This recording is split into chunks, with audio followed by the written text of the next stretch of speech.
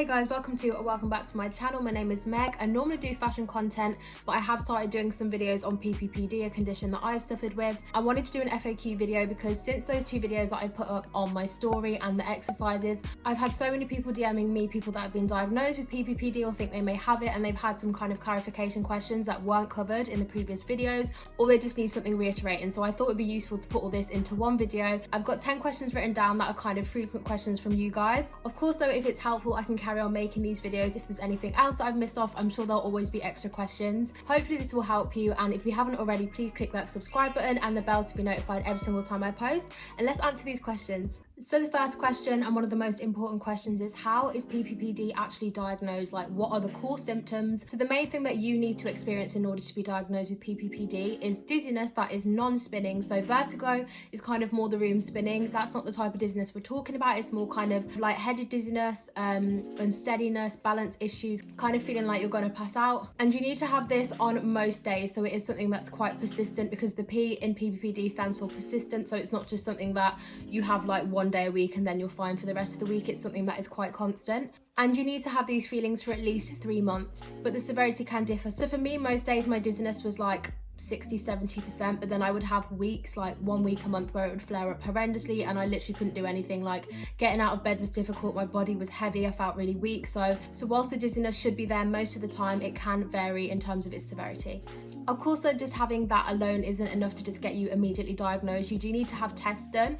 PPPD isn't picked up through any test, but obviously having the test does rule out other conditions that can be detected. So for me, I had my eyes checked because they just couldn't focus, they felt really strained, got that all cleared. Blood test is of course really important, urine test. I also had an ECG just to check that it wasn't to do with my heart. I also got my ears checked for crystals, because obviously the ear is the balance organ, and that's how I ended up in ENT, and having crystals can be a big cause of dizziness as well. And then also you can have MRIs to rule out things in your brain. Obviously you need referrals to get these, but if you kind of explain to your doctor that you think you might have PPPD, then they might be more inclined to be like, let's just refer you to these places, get it all ruled out, and then we can try the next route. If you do relate to the majority of the symptoms and you've had tests to rule out other things, I would say you can diagnose yourself with PPPD, but obviously for a lot of people, they will want to be diagnosed by a professional because it just feels more reassuring. Someone actually said that they had balance tests to see if they had PPPD, which is interesting because I was never offered that, but I think if you do think you have it, you should really push for it, because it kind of objectifies and proves what you're feeling. So the next frequent question that I got asked is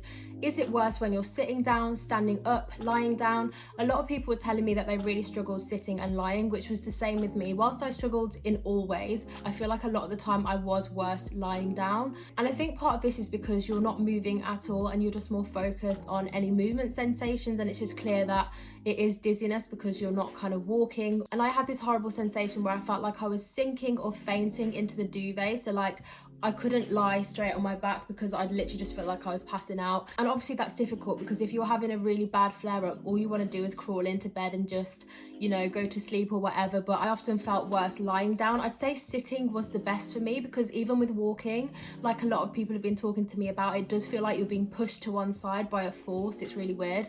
So for me, lying down was the worst, sitting was the best, and walking was, it depended on the day. So another question that I kept getting asked, which is one that I did actually discuss in the video, I just don't know if people went that far into the video, was how long it took for me to notice differences doing the vestibular exercises. Now it's really hard for me because I started them in 2019, so I literally cannot remember the timescale. I didn't write down everything, which I'm so annoyed that I didn't, because I'm kind of having to go off memory, which might be a bit vague and not accurate. All I remember is 3 months in, I didn't feel any different. I didn't think they were working, but I didn't stop because I still wanted to carry them on and give them a chance. So I would say if you are doing them and you feel like it's not doing anything after a few months, stick at it, because everyone's body is different. Everyone adjusts at a different rate. For some people, they may feel better after 2 weeks. I had a comment saying that someone felt better after less than a month, whereas for me, I would say it took like maybe 6 months for me to start feeling better, and about maybe 7 or 8 to feel normal, like no dizziness. But I was saying to people, like, it's not something that you just notice one day. You're not like, oh, the dizziness is all gone now. It's kind of something where when the dizziness is gone, you haven't even noticed that it's gone, because obviously when we're dizzy, we spend all our time focusing on what's going on up here, but when we go back to normal and we haven't got that dizziness feeling, you're just not thinking about it, you're not focused on it, and it kind of takes you sitting down, stopping for a second, looking at your surroundings and thinking, I used to be really dizzy in this environment, but I'm not anymore. That's the moment where you're like, oh crap, the exercises have worked. So it's definitely not a light bulb moment. It's just something that gradually gets better until you literally forget about it because it's not bothering your daily life anymore. But I'm literally going off memory. That might not be like dead on how long it took me to feel better, but all I know is stick at it. You've got to be patient with this. Obviously, if it is getting way too much to you and you can't deal with waiting that long, I do recommend maybe trying CBT or having anxiety meds at the same time. So it's completely up to you. Everyone's recovery process is different, but I'm glad that I just stuck with the vestibular exercises because they've ended up being so effective for me. So this comes from people that I feel are probably losing hope, and it's so normal to lose hope with a condition like this. People get depressed, suicidal, and it makes sense because you feel like your life has been stripped away from you. And it's really hard to stay positive sometimes when you felt like it for so long. Some people I've spoken to had it for like 10 years, and I could not imagine going through it for that long. Like 3 years was more than enough for me. So people have asked, can you ever fully get over PPPD or ever be dizziness free, that type of thing? So obviously I'm not a doctor, but online it does say that you can have PPPD for your whole life, but as long as you get your symptoms under control, it's not going to affect your life. It is something where you can retrain your brain, and that deals with the symptoms that PPPD causes. But there may be certain moments in your life where you relapse based on what's happening around you, stress, things like that. But I feel like even for me, having a little relapse in lockdown, and I will talk about why that is because I know exactly why it's happened, you don't feel as daunted by it coming back because you've already beat it once and it doesn't come back as aggressively as it did the first time. So I think it's just kind of staying positive, remembering that you got through it once, you can get through it again. I've heard a lot of people recommending documentaries on like mindset and stuff, and it is so true. The psychological side is just as important as the physical healing. So yes, you may have PPPD forever, but as long as your symptoms are under control and the exercises or whatever recovery process you use works, and you're willing to pick up the exercises again at certain points in your life if you need to, it's not really going to have a massive impact on your life. So do be hopeful, but you have to be patient. So this is something that annoyed me. When I look back at the first video, I missed out so many symptoms. I don't know why. I think because I just wanted to get the video up, I kind of forgot some key things that I did experience. And one of them that people have been asking about is light sensitivity. And oh my God, it was one of my most prominent symptoms. Going outside, even in the winter, the sky was so bright, I felt like I had to wear sunglasses or a cap. So I recommend that if you are struggling, but also make sure that you are going outside. Like, don't avoid going outside because it will actually get worse. Your eyes and your head need to adjust to the light, and the more you go outside, the less kind of, oh my God, I'm not used to this, your brain will feel. And people also asked if the symptom went away with my exercises. And yes, all my symptoms linked to PPPD, so the dissociation, the light sensitivity, I also had kind of sound sensitivity, balance issues, the feeling like I was sinking in bed, all went from the exercises. So it's not just the dizziness that it tackles. So another thing that people have said they struggled with is phone screens. For me, I feel like I was actually better with phone screens, but I think that's mainly because if I went in an environment like a supermarket or a shopping centre or somewhere that I was just stressing and didn't want to be taken in the environment because it was too much for me, I would just stare at my phone and that would just get me out of it completely. I do understand though with like TV screens and like the whole eye strain, foggy head thing, I did struggle to watch like movies and stuff. It felt like the visuals were just so sharp, I couldn't take them in. But obviously I didn't need glasses because I got that ruled out. So I was just like, why is it so hard to watch TV? And also a common thing that people experience is if there's a lot of movement on the screen, it's really difficult for your eyes to just take all that in. It's just too much. So yes, I did have it with TV screens, but I found that my phone was actually really helpful for just trying to target my vision on one thing. Another key symptom that I didn't mention that people have been asking about is head pressure or heavy head, heavy body. Yes, I did have that. I had head pressure so often. It was terrifying. And when I say head pressure, it was in the front, like my forehead for me. Felt like someone was literally pressing down hard onto my forehead. And obviously when you don't know what's wrong with you and you're feeling that on top of dizziness, I would not wish it on anyone. It was one of the worst symptoms and I really had it a lot. I'd literally be like this all the time trying to get the pressure off. And yes, I also had a heavy body, as in I had that when I had the flare-up. So if I was trying to get out of bed, I just felt really fatigued and like I was dragging my body. So dizziness literally can affect your whole body and it's just crazy. It's horrible. But just don't panic if you are feeling like that, because I know that a lot of symptoms that are linked to PPPD do make you feel like you're dying, but you are not. It's literally such a symptom-based disease. But look luckily PPPD is not damaging. So some people that are currently trying out the exercises have said, is it normal to feel dizzier when you start them? Like, can it make it worse? It definitely can, and it's so normal and expected. It can happen during your exercises or after your exercises, because if you think you have not been moving your head properly and your body, you may feel like you have, but subconsciously you just haven't, because you don't want to make yourself dizzy. So obviously when you're suddenly moving your head loads and it's not used to it, it's natural for your body to react with dizziness because it's just not used to all this visual movement.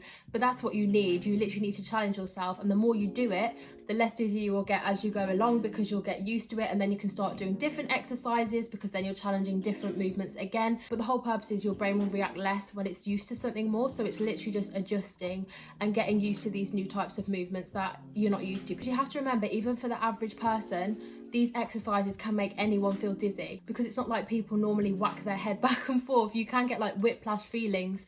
It's normal and they will pass. So this one is particularly important and something that I wanted to throw in, because a lot of people have been saying they feel anxious in lockdown and their PPPD has developed in lockdown, which is so normal because obviously PPPD is very closely linked to anxiety and it's like a vicious cycle. So I wanted to help those of you that are in lockdown struggling with it, because you might feel quite isolated and helpless, and you may also be struggling to get appointments because there's probably quite a backlog. So I just want to say, to do these exercises, you don't necessarily need to see a vestibular therapist. Like I said, if you're convinced you have PPPD and you may be on a waiting list to see a vestibular therapist, neurologist, whatever, you can still be doing these exercises based on the guide. That's why I created the video, because I want you to kind of see me as your therapist. Not that I'm kind of qualified, but it's literally all online. All the guides are online, and because I've been shown how to do it, I wanted to show you guys so you can use that video in lockdown until you can go and see a vestibular therapist. I have learned so much about PPPD from lockdown, because I think it was this time last year my dizziness stopped,